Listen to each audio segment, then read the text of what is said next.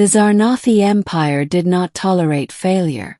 Not from its generals, not from its spies, and certainly not from its elite infiltrators, the best trained assassins and saboteurs in the galaxy. Commander Valari Eth, once praised as the Empire's sharpened blade, now stood shackled in the tribunal hall aboard the dread fortress Carathex. Her violet skin bore fresh bruises, her silver hair matted with sweat and blood. Her golden eyes did not beg for mercy. They burned with defiance, but also regret. You failed to disable the human colony's defense grid, the arch-tyrant hissed from his levitating obsidian throne, voice distorted through an ornate vocalizer. Because of you, the humans repelled our advance, destroyed our landing fleets, and exposed the Empire's plan to the Galactic Council. Your failure is a blight on our honor. Valari's lip curled. I had no choice. The mission was compromised. The human he spared me. Gasps echoed through the tribunal. The arch-tyrant's slit pupils widened. You let yourself be captured. No, he could have killed me. He didn't. He helped me escape. Then you are corrupted too. The tyrant's gavel struck. Execution. By incineration. The guards seized her. Valari didn't struggle. The last image in her mind wasn't her mission, nor the empire she once served. It was the human's face. 2 weeks earlier, on the edge of human-controlled space, Valari had landed on the forested moon of Kalos 4 under the cover of an ion storm. Her stealth pod sinking into the loam near the colonial compound. Her orders were simple. Sabotage the power relay, mark targets for orbital strike, and exfiltrate. Quick, clean, untraceable. She crept through moss-covered trees, her adaptive armor blending with shadows. She was one with the darkness. Until the human appeared. He didn't match the military profile she'd memorized. Too young, too quiet, too calm. He wasn't in uniform.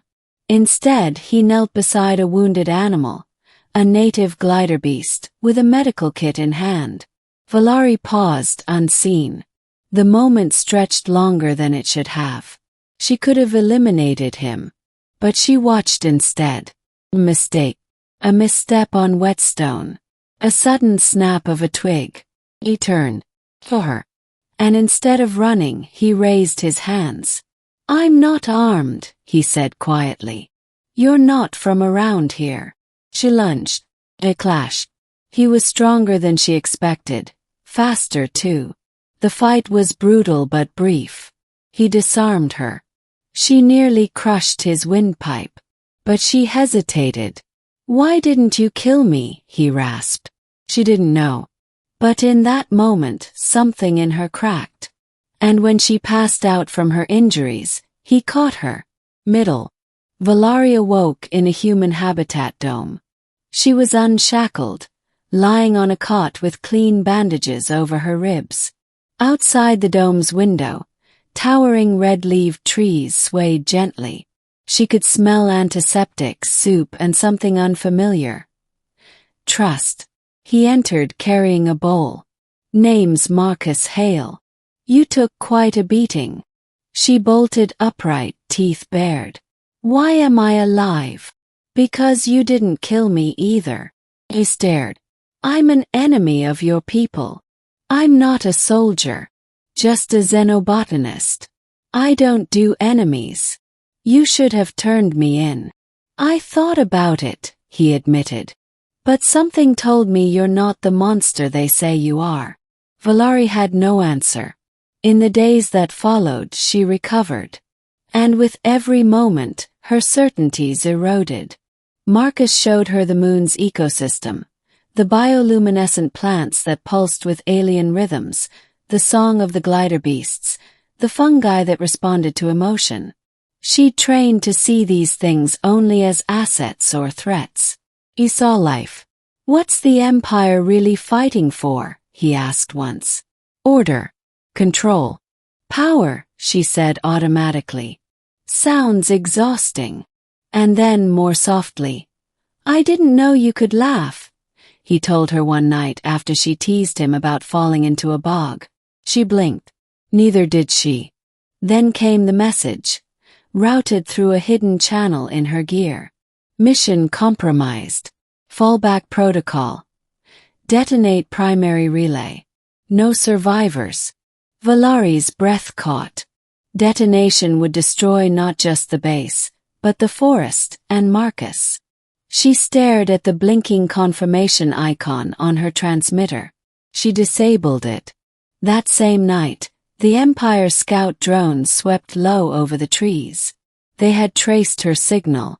Ran. Not away from them. Toward Marcus. He was packing gear into a survey ship when she arrived. "You need to leave. Now." "I figured," he said grimly. "I saw the sky light up.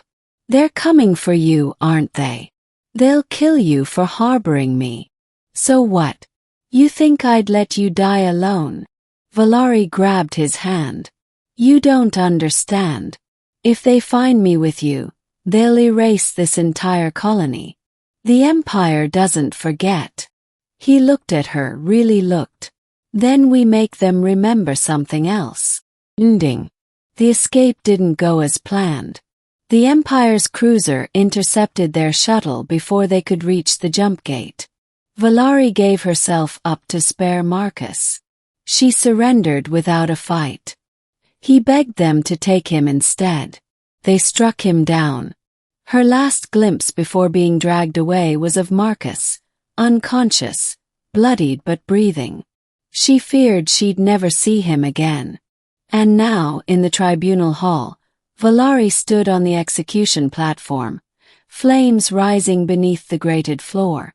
The executioner approached, face hidden behind ceremonial armor. "Any final words, traitor?" Valari looked up at the arch-tyrant. "Yes, I regret nothing." Just as the incinerator roared to life, a siren blared. An explosion rocked the chamber. The doors detonated inward, and a human figure in stolen Zarnathi armor strode through the smoke. Marcus Hale. The guards raised weapons. He fired first, stun rounds disabling the nearest sentries. He tossed a plasma blade to Valari. She caught it with a snarl. Side by side they fought. Valari danced between foes with lethal grace, Marcus covering her with precise shots. They carved a path through the elite until only the arch-tyrant remained. "You would betray your kind for her," the tyrant hissed at Marcus. "I'm not betraying anyone," Marcus said. "I'm saving someone worth more than your entire empire." The tyrant lunged, only to be impaled by Valari's blade. His eyes went wide. She whispered, "She was worth saving too." They fled as the fortress began to collapse, Marcus having planted charges during his infiltration. They escaped in a stolen fighter, bursting into warp just as the Karathex exploded behind them in a blaze of violet fire. Prologue. The Galactic Council denounced the Empire's actions after the destruction of Karathex. Valari F., former infiltrator, became a symbol of defiance. Her testimony unveiled the Empire's atrocities, sparking rebellion in several sectors. But she didn't care about politics anymore. She cared about the man beside her. On a quiet moon where red-leaved trees still swayed in the wind, Valari knelt by the same glider beast den she once saw Marcus tend. He joined her, slipping his hand into hers. "You never did tell me what made you hesitate that first night," he murmured. Valari smiled faintly. "You saw me, not as a weapon, as a person. And now I see myself." He leaned in. "What do you see?" She looked at him. "A future. For both of us." Above them the stars no longer felt like chains, but possibilities.